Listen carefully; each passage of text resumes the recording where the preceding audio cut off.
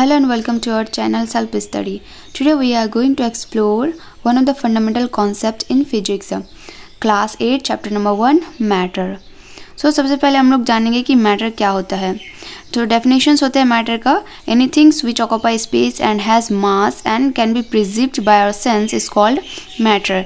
यानी कि जितना भी चीज़ हम लोग देखते हैं और अपने सेंस के थ्रू उसको परसीव करते उसको हम लोग कहते हैं मैटर. यानी कि फॉर एग्जांपल पेन, पेंसिल्स या फिर ऑक्सीजन्स, एयर, वाटर, ये सब हो गया एग्जांपल मैटर का. So let's continue the chapter.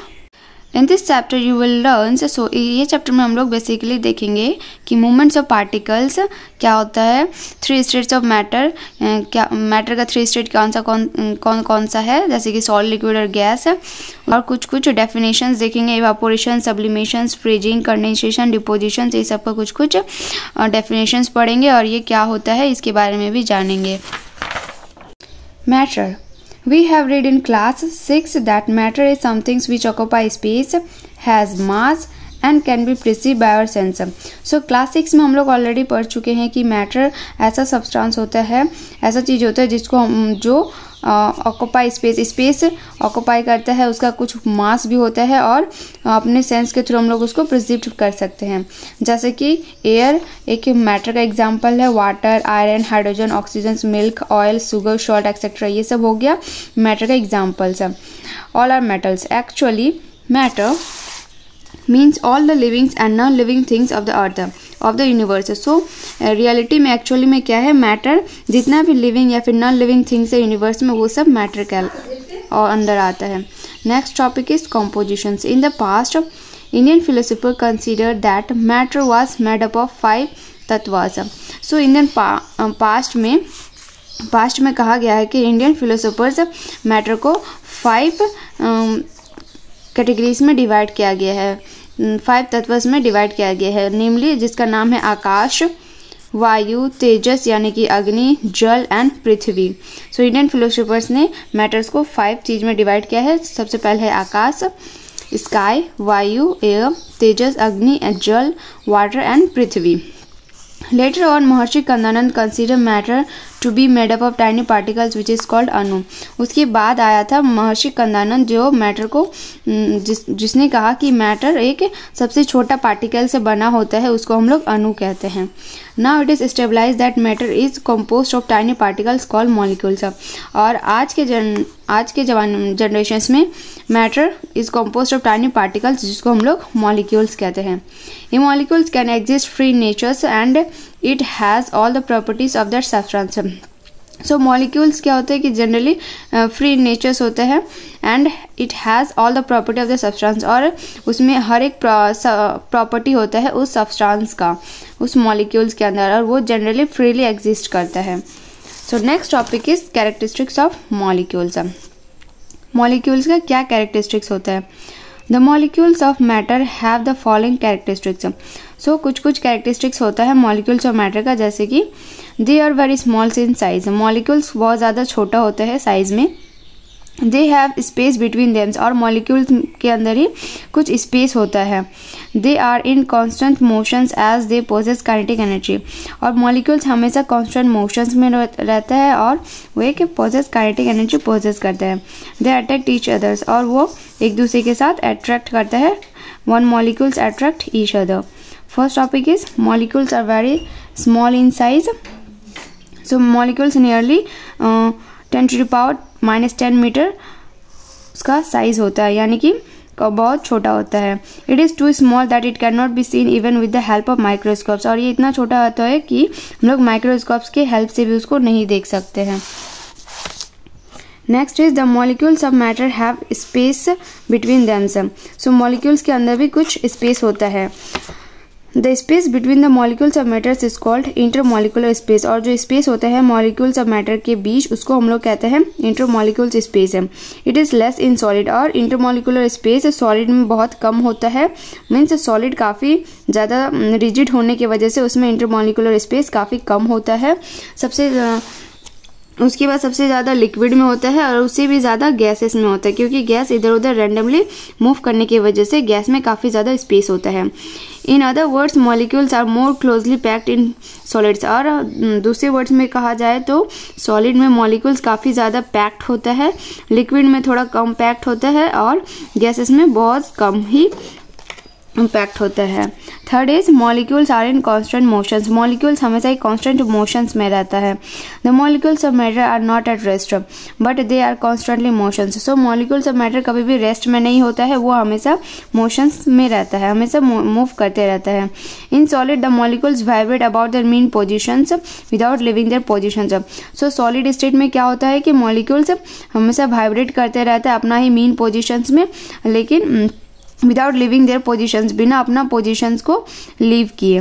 और in liquid the molecules are free to moves well with in the boundary of the containers. और लिक्विड में क्या होता है कि मॉलिक्यूल्स फ्री टू मूव करता है, लेकिन बाउंड्री ऑफ द कंटेनर के बाउंड्री में ही मूव करता है। In gases the molecules can move in random manners everywhere in space available to them. लेकिन गैसेस में क्या होता है, मॉलिक्यूल्स मूव करता है रैंडम मैनर्स में, जहाँ जहाँ उसको स्पेस मिलता है वो वहीं पे मूव करने लगता है। Molecules attract each others. The molecules of matter exert a force of attractions on each others. This force of attractions is called intermolecular force. So molecules of matters generally एक दूसरे के साथ फोर्स ऑफ अट्रैक्शन शो करते हैं, जिसकी वजह से वो एक दूसरे के साथ अटैच रहता है, और इसी फोर्स को हम लोग कहते हैं intermolecular force. The intermolecular force is neither due to their mass nor due to their charges. So intermolecular force ना मास की वजह से आता है और ना ही चार्ज की वजह से आता है। This force is a strong attractive force, और ये फोर्स काफ़ी strong attractive force होता है। It is effective between the molecules only up to a separation of 10⁻⁹ meters. As the separations between the molecules become more than 10⁻⁹ meter, this force vanishes. और ये separation सिर्फ 10⁻⁹ metre तक ही रहता है। जैसे ही molecules थोड़ा दूर जाता है, 10⁻⁹ मीटर से थोड़ा दूर जाता है, ये फोर्स वैनिश हो जाता है। The force of attractions between the molecules of solid is very strong. जो solid का force of attractions होता है वो काफ़ी ज़्यादा strong होता है, जब while it less strong between the molecules of a liquid, और थोड़ा कम strong होता है इन molecules of liquid के केस में, and negligible between the molecules of gas है, और molecules of gas में negligible force of attractions मिलता है। The intermolecular force of attractions between the molecules of the same substance is called force of collisions. So जो intermolecular force of attractions होता है molecules of same substance, जब दोनों substance same रहता है और वो दोनों के बीच जब अट्रैक्शंस होते हैं, उस फोर्स ऑफ अट्रैक्शंस को कहते हैं force of cohesions. While the force of attractions between the molecules of two different substance is called force of adhesions. और जब फोर्स ऑफ अट्रैक्शंस होता है दो मॉलिक्यूल्स का जो अलग अलग होते हैं, उसको हम लोग कहते हैं force of adhesions. This force are responsible in liquid for the properties of surface tensions and viscosity. So viscosity क्या होता है, resistance of a fluid to change in shape और मूवमेंट। एग्जाम्पल हनी से, honey is less viscosity than water. So ऐसा fluid जो change in shapes, अपना fluid जो अपना शेप चेंज कर लेता है और वो थोड़ा थोड़ा मूव करता है, जैसे कि हनी थोड़ा ज़्यादा विस्कोसिटी होता है वाटर के कंपेरिजन्स में। States of matters.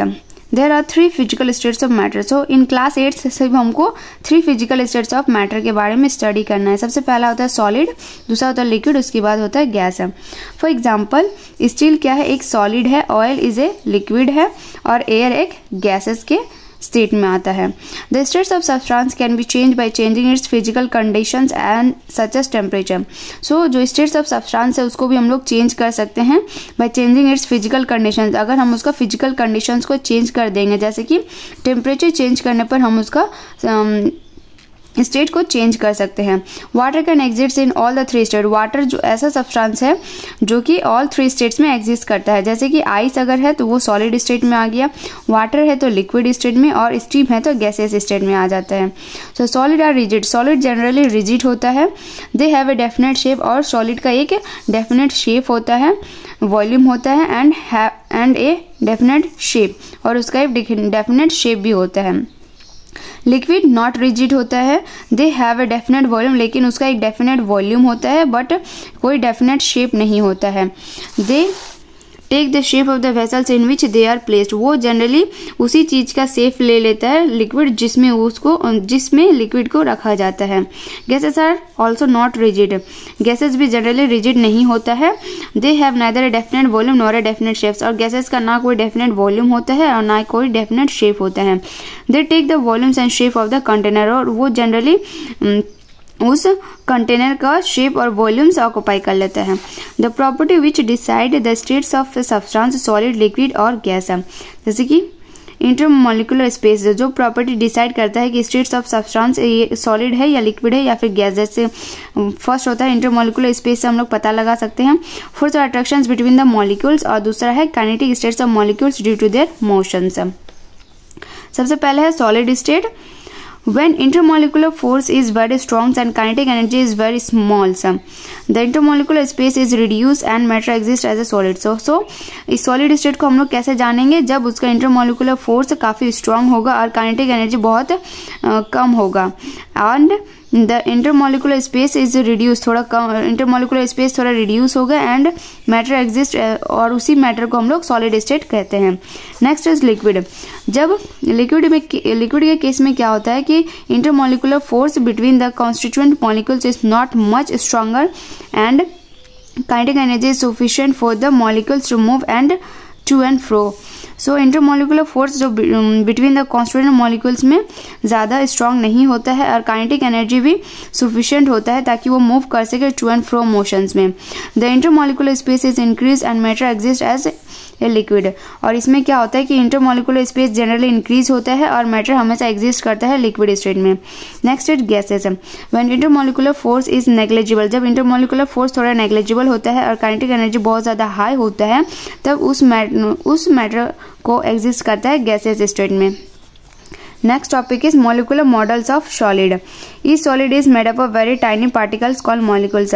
हर एक सॉलिड एक छोटा से छोटा पार्टिकल से बना होता है जिसको हम लोग मॉलिक्यूल्स कहते हैं। This molecules are very small in size and they can be assume to be like tiny rigid balls. और ये मॉलिक्यूल्स इतना छोटा होता है कि हम लोग इसको एज्यूम कर लेते हैं कि ये एक टाइनी रिजिड बॉल की तरह है। Next is the separations between two molecules in solid is very small. तो सेपरेशंस होता है टू मॉलिक्यूल्स ऑफ सॉलिड के बीच में, जो इंटरमॉलिक्यूलर स्पेस होता है वो काफ़ी ज़्यादा स्मॉल होता है। The molecules in solid can only vibrate to and fro about their mean positions. So in solid के केस में क्या होता है कि सॉलिड का मॉलिक्यूल्स सिर्फ वाइब्रेट करता है टू और फ्रो मोशंस में, अपना ही मीन पोजिशंस में, लेकिन वो अपना पोजिशंस लीव नहीं करता है। The molecules in a solid are closely packed, और जो मॉलिक्यूल्स होता है सॉलिड में वो जनरली क्लोजली पैक्ड होता है due to strong attractive force between them, और क्योंकि उसमें एक स्ट्रॉन्ग अट्रैक्टिव फोर्स होता है। Thus molecules in a solid are in fixed positions, इसीलिए मॉलिक्यूल्स ऑफ सॉलिड हमेशा एक फिक्स्ड पोजीशंस में रहता है। And due to the strong intermolecular force, और एक स्ट्रॉन्ग इंटरमॉलिक्यूलर फोर्स की वजह से they do not leave their positions, वो अपना पोजीशन से लीव नहीं करता है। सो ए solid has a definite shape, इसीलिए एक सॉलिड का एक डेफिनेट शेप होता है और एक डेफिनेट साइज होता है। Next is molecular models of liquid.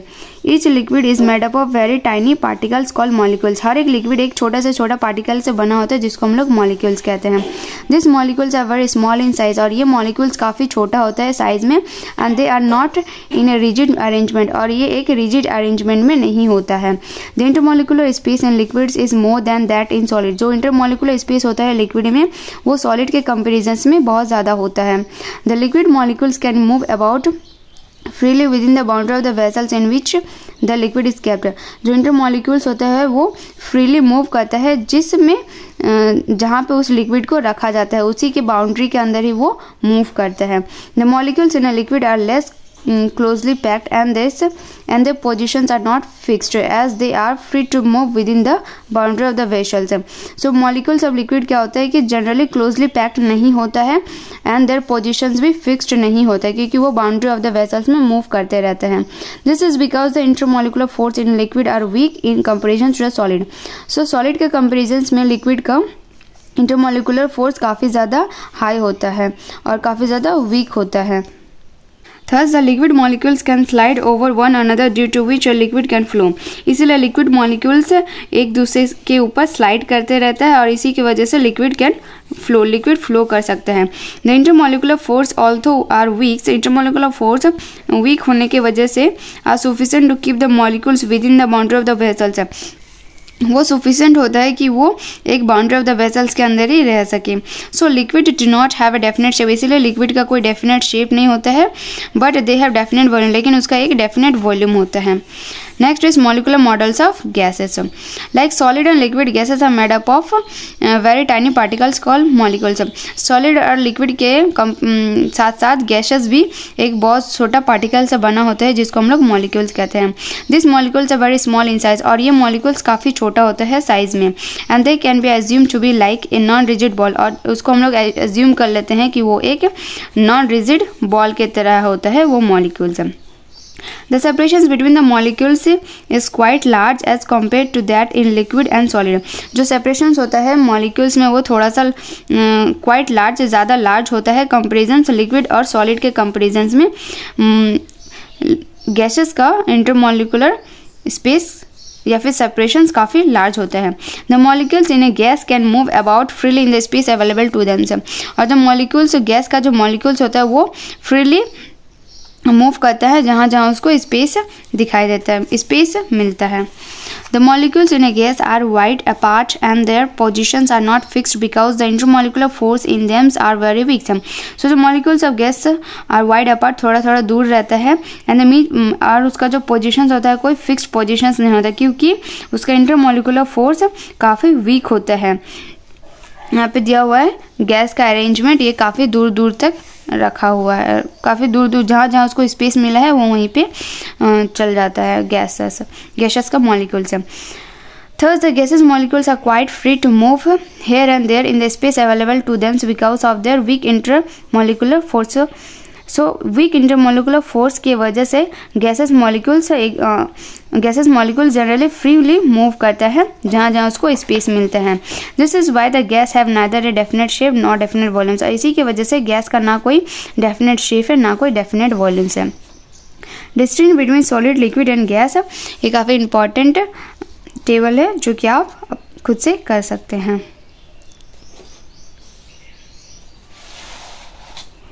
List of few solid liquid and gas, जैसे कि सॉलिड में हो गया ice, aluminium, silver, calcium, gold. Liquid में हो गया water, benzene, chloroform, oil, honey. Gases में steam, air, oxygen, hydrogen, chlorine, nitrogen, ammonia and so on are examples of gases. Next topic is change of state. We know that matter exists in 3 different states, namely solid, liquid and gas. तो हम लोग already पढ़ चुके हैं कि matter 3 state में exist करता है, जैसे कि सॉलिड, लिक्विड और गैसेस में एग्जिस्ट करता है. The process of change from one state to other state either by absorption और rejection of heat at a constant temperature is called change of state. So ऐसा प्रोसेस जो कि एक state से दूसरे स्टेट में चेंज हो रहा है, आइदर वो एब्जॉर्ब या फिर हीट को रिजेक्शन करके at a constant temperature constant होने के बाद उसको उस चेंज को हम लोग कहते हैं change of state. Change of solid into liquid और वाइस वर्सा, यानी कि चेंज ऑफ सॉलिड से हम लोग चेंज करेंगे लिक्विड स्टेट में. व्हेन सॉलिड इज हीटेड, जब हम लोग सॉलिड को हीट करते हैं, इट चेंज इनटू लिक्विड, ये जनरली लिक्विड में चेंज हो रहा था जब टेम्परेचर उसका फिक्स्ड है.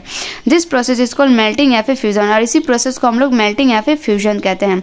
जो reverse happen when the liquid is cooled, और इसी ये रिवर्स भी हो सकता है जब हम लोग लिक्विड को कूल करेंगे, तो कूल करने पर क्या होगा कि लिक्विड फिर सॉलिड स्टेट में चेंज हो जाएगा.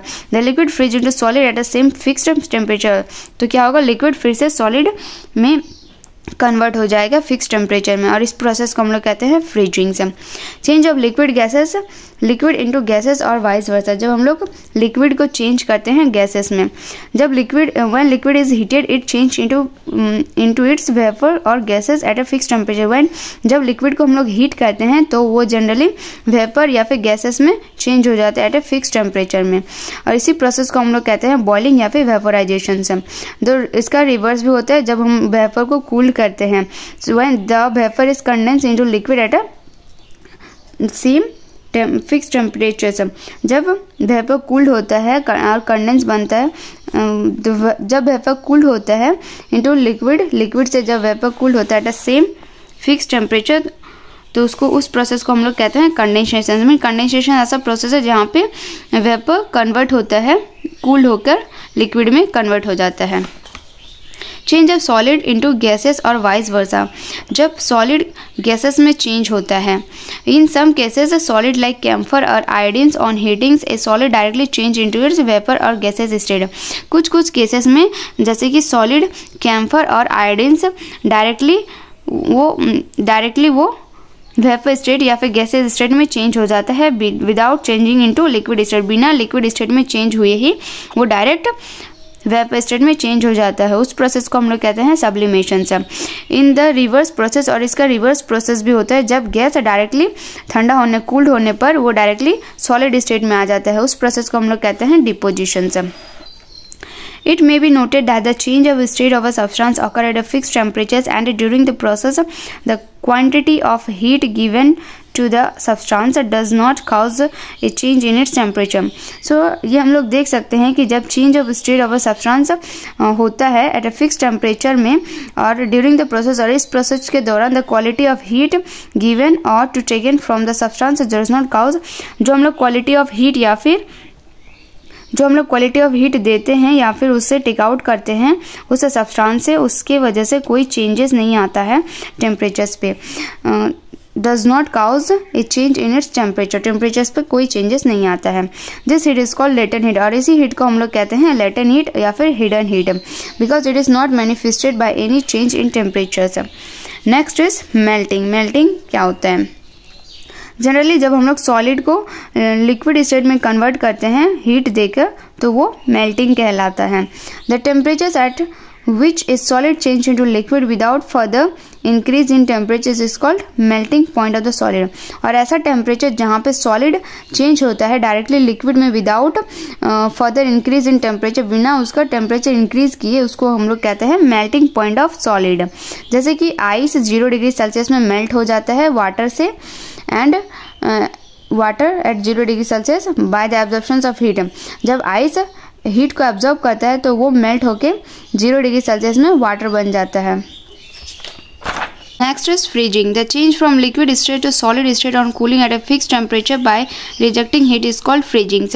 So जब हम लोग liquid state को change करते हैं solid state में on cooling, जब उसको cool करके fixed temperature में जब उसको cool करते हैं liquid state को, तब वो convert हो जाता है solid state में।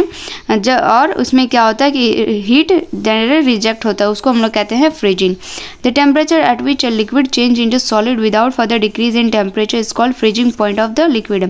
और ऐसा टेम्परेचर जहाँ पे लिक्विड चेंज होता है सॉलिड स्टेट में बिना फर्दर टेम्परेचर डिक्रीज किए, उसको हम लोग कहते हैं freezing point of liquid.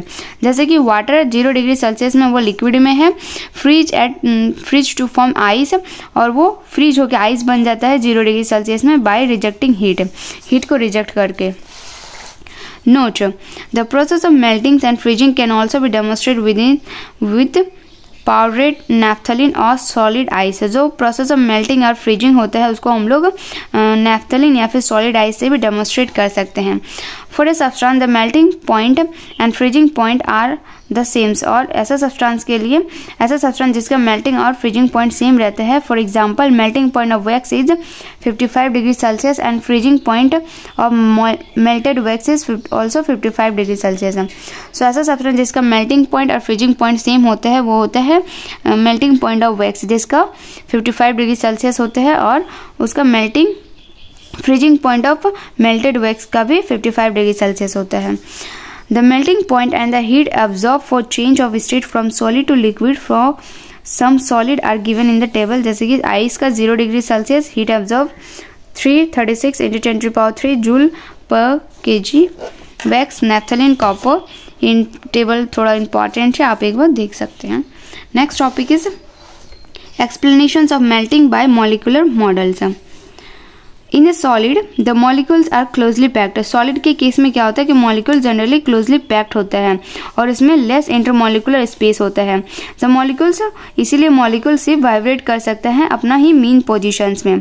So they have latent kinetic energy, इसीलिए उसके अंदर इसीलिए सॉलिड के अंदर जनरली थोड़ा kinetic energy, latent kinetic energy होता है।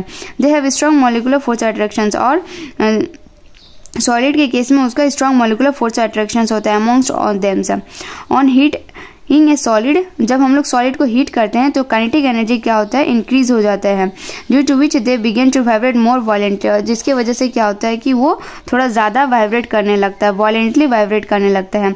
एट अ पर्टिकुलर टेम्परेचर, और एक पर्टिकुलर टेम्परेचर आने पर कॉल द मेल्टिंग पॉइंट, वो एक मेल्टिंग पॉइंट के टेम्परेचर तक पहुंच जाता है।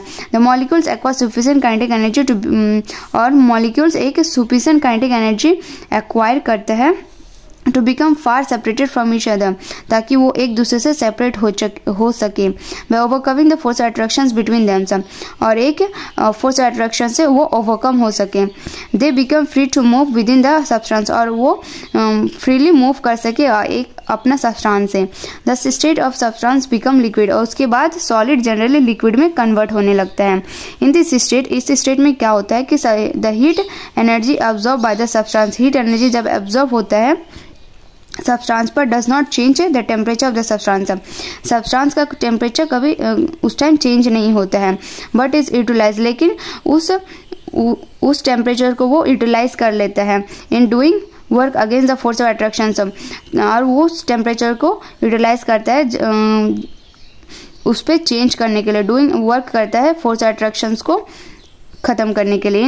Increasing the separations between the molecules, और सेपरेशंस ऑफ मॉलिक्यूल्स भी इंक्रीज हो जाता है। नेक्स्ट इज वेपोराइजेशंस और बॉइलिंग्स। The change from liquid state to gaseous state on heating at a constant temperature by absorbing of heat is called vaporization या फिर boiling। जब liquid state change होता है gaseous state में heat करने पर, constant temperature पर heat करने पर, और एब्जॉर्प्शन ऑफ हीट का जब एब्जॉर्ब होता है उस टाइम क्या होता है, वेपोराइजेशन या फिर बॉइलिंग होता है।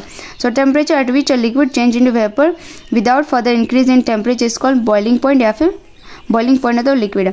ऐसा टेम्परेचर जहाँ पे लिक्विड चेंज होता है वेपर स्टेट में without further increase in temperature, बिना टेम्परेचर फर्दर इंक्रीज किए, उसको हम लोग कहते हैं boiling point of the liquid. For example water liquid at 100 degree Celsius, water generally liquid हो जाता है 100 डिग्री सेल्सियस में। टू स्टीम्स गैसेस, और स्टीम गैसेस होता है 100 degree Celsius bye absorption of heat, जब हीट एब्जॉर्ब करने के बाद वो 100 डिग्री सेल्सियस में स्टीम हो जाता है। The vaporisation of a liquid can be demonstrate the following activity हम लोग नहीं देखेंगे अभी। Topic is condensation. The change from vapor state to liquid state at a constant temperature on rejecting heat is called condensation। So जब change होता है vapour state से liquid state में कांस्टेंट और टेम्परेचर कांस्टेंट होता है और उस टाइम हीट रिजेक्ट होता है यानी कि कूलिंग होता है, उसी को हम लोग कहते हैं condensation. The temperature at which vapour change into liquid without any further decrease in temperature is called condensation point of the vapour. So ऐसा टेम्परेचर जहाँ पे वेपर चेंज होता है लिक्विड में बिना उसका फर्दर टेम्परेचर डिक्रीज किए, उसको हम लोग कहते हैं condensation point of the vapour. For example steam का होता है 100 डिग्री सेल्सियस, कंडेंस होता है लिक्विड में कंडेंस होता है 100 डिग्री सेल्सियस में ऑन कूलिंग, जब उसको हम लोग कूल करते हैं यानी कि हीट को रिजेक्ट करते हैं। The boiling point and the heat absorbed for change of state from liquid to vapor for some liquid are given in the tables, जैसे कि वाटर, अल्कोहल, ईथर, ये टेबल भी काफ़ी इंपॉर्टेंट है। Explanations of vaporization by molecular models। In a liquid the molecules move in all directions. Liquid के case में क्या होता है कि मॉलिक्यूल्स हर एक डायरेक्शंस में मूव करते हैं जहाँ जहाँ उसका बाउंड्री अवेलेबल होता है, जहाँ जहाँ उसको स्पेस होता है यानी कि वो बाउंड्री के अंदर ही मूव करता है। The exert small force attractions each other, और वो जनरली एक स्मॉल फोर्स अट्रैक्शंस एक्सर्ट करता है एक दूसरे के साथ, और उसमें लॉ काइनेटिक एनर्जी होता है। लिक्विड के केस में लॉ काइनेटिक एनर्जी होता है। जब वो हीट एब्जॉर्ब करता है liquid, the average kinetic energy of molecules of a liquid increase, जो एवरेज काइनेटिक एनर्जी होता है मॉलिक्यूल्स ऑफ लिक्विड का वो इंक्रीज हो जाता है।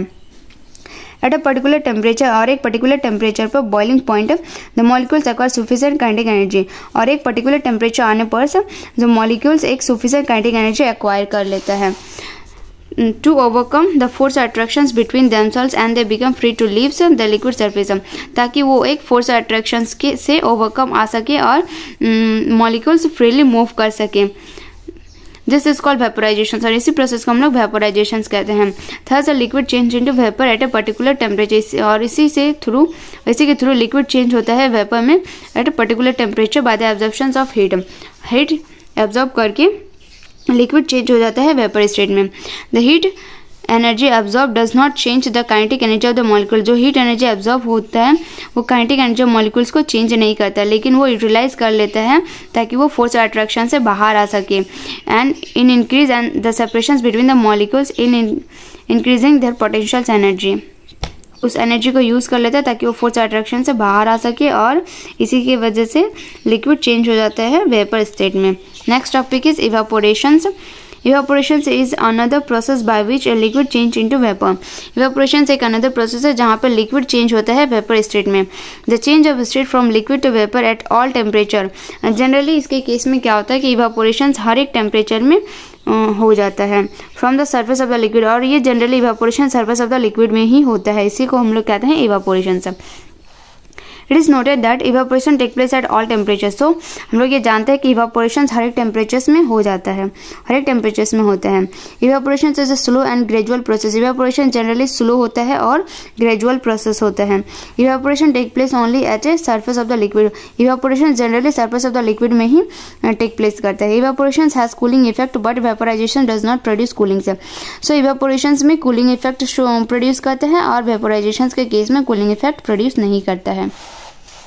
Rate of evaporations. The rate of evaporations of a liquid depend mainly on the following 5 factors. So rate of evaporations of liquid mainly 5 factors में depend करते हैं। सबसे पहले है temperatures of liquid. A wet cloth dries. जब हम लोग wet clothes को dry करते हैं hot day में तो वो ज़्यादा जल्दी सूख जाता है as compared to cold day के comparisons में। इसी को कहते हैं rate of evaporation is higher in temperatures of the liquid is higher. So जब rate of evaporation ज़्यादा हो जाता है जब temperature of the liquid high होता है। The area of the exposed surface. A cloth dry up faster if the spread और अगर हम लोग क्लोथ्स को जल्दी सुखाना चाहते हैं तो उसको हम लोग स्प्रेड करने पर वो क्लोथ जल्दी सूख जाता है as comparison to folded cloth. जब हम उसको फोल्ड करके रखते हैं तो वो कम सूखता है। Thus the rate of evaporation increase. इसीलिए रेट ऑफ इवेपोरेशन वहाँ पे इंक्रीज हो जाता है जब area of the surface expose increase, जब एरिया उसका इंक्रीज होता है। Next is nature of liquid. Volatile liquid with low boiling point such as alcohol, spirit, ether etcetera evaporate much faster than water. Volatile liquid जैसे कि alcohol, spirit, ether ज़्यादा जल्दी evaporate हो जाता है वाटर के कंपेरिजन्स में। इसीलिए वोलेटाइल लिक्विड को हमेशा टाइटली क्लोज बोतल में स्टोर किया जाता है। The flow of air above the liquid. If air is blow above the liquid surface it move away the molecules of the liquid from the surface with in it. जैसे ही molecules of liquid के ऊपर air blow करेगा तो वो ज़्यादा जल्दी liquid का जो मॉलिक्यूल्स होता है उसको फास्टली मूव कर देगा। So the liquid evaporate more quickly, और इसीलिए लिक्विड जल्दी इवेपोरेट हो जाएगा। This is why it to cool the milk, और इसी के थ्रू हम लोग मिल्क को कूल करते हैं।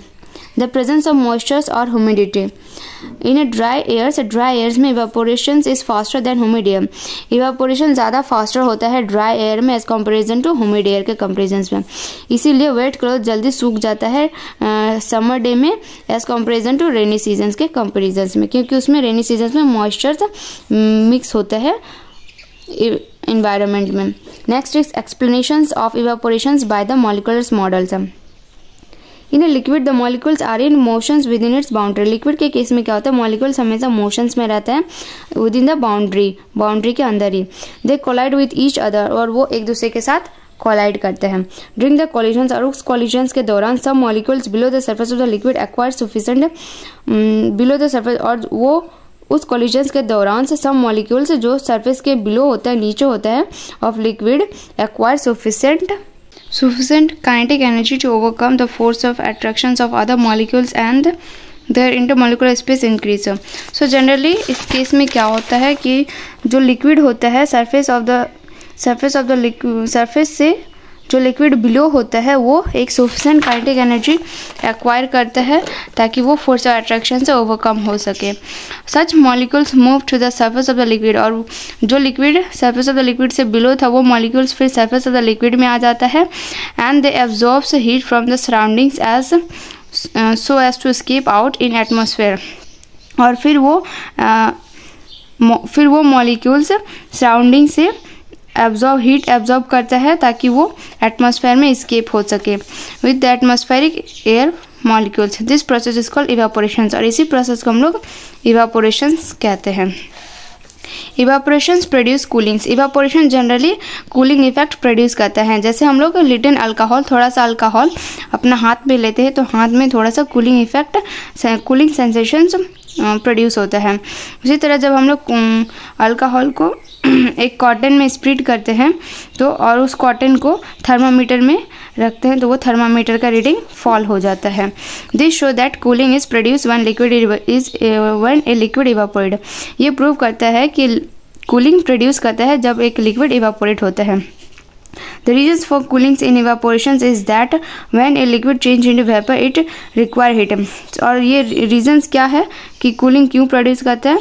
तो reasons ये है कि जब the reasons for cooling in evaporations is that, तो reasons ये है कि जब लिक्विड चेंज होता है वेपर में तो वो बहुत सारा हीट रिक्वायर करता है और this heat is supply by the surrounding, और ये हीट जनरली सराउंडिंग से सप्लाई किया जाता है ऑफ द लिक्विड पे। इसी के वजह से इवापोरेशन के दौरान कूलिंग इफेक्ट प्रोड्यूस होता है। This result in fall in temperature, और इसी की वजह से टेम्परेचर फॉल हो जाता है इन द सराउंडिंग का, इसीलिए हमें कूलिंग इफेक्ट प्रोड्यूस होता है। Next is applications of evaporations. Evaporations का क्या क्या एप्लीकेशंस होते हैं? इन समर के टाइम क्या होता है कि wet cloth close in earthen pot सुराई। वाटर जो होता है जनरली ठंडा रहता है सुराही के अंदर इवापोरेशंस के थ्रू ही। The reasons is that water seeps out on surface. Reasons ये है कि जो वाटर होता है वो सरफेस से थोड़ा थोड़ा सीप होते रहता है through the pores in which pot and it's evaporate. Pot से थोड़ा थोड़ा शिप होते रहता है वाटर्स और वो इवापोरेट होते रहता है, जिसकी वजह से उसमें सुराही में जो पानी रहता है वो ठंडा रहता है। Doctor advise to put strips of wet. जनरली जब बुखार होता है तो डॉक्टर एडवाइज करता है कि स्ट्रिप्स ऑफ वेट क्लोथ उसका फॉरहेड में लगा दो ताकि वो फीवर को थोड़ा रिड्यूस कर सके, यानी कि जो बॉडी टेम्परेचर हीट हो जाता है फीवर के टाइम वो थोड़ा रिड्यूस हो जाए। We often pour tea in a सॉसेस टू कूल इट फास्टर। कभी कभी हम लोग टी को प्लेट में लेके खाते हैं ताकि वो जल्दी ठंडा हो सके। Evaporation of sweats from our body help to maintain the body temperature. और जैसे हम लोग का बॉडी में इवापोरेट्स होता है, स्वेट्स का इवापोरेट्स होता है, तो इसके वजह से हमारा बॉडी टेम्परेचर मेंटेन होकर रहता है, ठंडा रहता है। When the sweat evaporates its require heat. जब स्वेट इवापोरेट्स होता है इसमें बहुत ज़्यादा हीट रिक्वायर होता है विच इट टेक अवे, जो कि हवा के थ्रू वो उड़ जाता है, उसकी वजह से हमारा बॉडी टेम्परेचर मेंटेन रहता है। नेक्स्ट इज डिफरेंस बिटवीन इवापोरेशंस और बॉइलिंग। इवापोरेशंस और बॉइलिंग में क्या डिफरेंस है ये आप एक बार देख सकते हैं टेबल पर। Next topic is sublimations and depositions और सॉलिडिफिकेशंस। सब्लिमेशंस ऐसा प्रोसेस है जहाँ पे सॉलिड डायरेक्टली चेंज हो जाता है वेपर में बिना गैसेज स्टेट में चेंज हुई ही, उसको हम लोग कहते हैं सब्लिमेशंस। और डिपोजिशंस या फिर सॉलिडिफिकेशंस क्या होता है कि सब्लिमेशंस का ऑपोजिट है। It is a process when vapour, इसमें क्या होता है कि वेपर को ठंडा करने पर ये डायरेक्टली ठंडा करने पर क्या होता है सॉलिड स्टेट में पहुंच जाता है, उसको हम लोग कहते हैं depositions. For example ammonium chloride, iodine, camphor, naphthalene और सॉलिड कार्बन और या फिर ड्राई आइस जब हम लोग हीट करते हैं तो वो डायरेक्टली चेंज हो जाता है वेपर में, बिना वो सॉलिड से लिक्विड में नहीं आता है, बिना लिक्विड में आए बिना ही वो डायरेक्ट वेपर फॉर्म में हो जाता है, उसको हम लोग कहते हैं sublimations. Carbon dioxide gas when cooled convert into solid carbon dioxide which is called dry ice. Carbon dioxide gas जब ठंडा किया जाता है तब वो सॉलिड कार्बन डाइऑक्साइड बन जाता है, जिसको हम लोग ड्राई आइस कहते हैं। Sometime sublimations also take place without heating से। कभी कभी सब्लिमेशंस बिना हीटिंग के थ्रू भी टेक प्लेस करता है, जैसे कि नेफ्थलीन बॉल, जो कि हम लोग ऐसे ही जिसका हम लोग यूज़ करते हैं टू प्रोटेक्ट वुलन क्लोथ्स को प्रोटेक्ट करने के लिए, इंसेक्ट से प्रोटेक्ट करने के लिए यूज़ करते हैं। जनरली क्या होता है कि वो वेपोराइज हो जाता है जब हम लोग उसको वो बॉल धीरे धीरे छोटा हो जाता है and with time they become smaller in size. वो क्या होता है डायरेक्टली सॉलिड से वेपर स्टेट में चेंज हो जाता है और धीरे धीरे वो टाइम के साथ छोटा होने लगता है। The process of sublimations and depositions can be easily demonstrated by the following activity हम लोग अभी नहीं देखेंगे। Next is explanations of sublimations by the molecular models. इन सॉलिड के केस में क्या होता है कि intermolecular force attractions are weak है।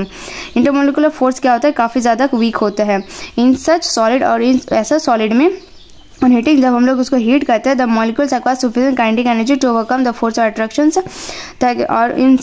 और इस केस में क्या होता है कि सॉलिड जब हम लोग हीट करते हैं तो वो एक सफिशिएंट काइनेटिक एनर्जी एक्वायर कर लेते हैं ताकि वो अपना फोर्स अट्रैक्शन से बाहर आ सके और वो फ्री टू मूव कर सके। Thus the intermolecular separations become very large. और इसके वजह से इंटरमोलिकुलर सेपरेशंस काफ़ी ज़्यादा लार्ज हो जाते हैं और वो डायरेक्टली चेंज हो जाता है वेपर स्टेट में। So that's all for today. If you like the session, do like, share and subscribe to watch the next part. Thank you.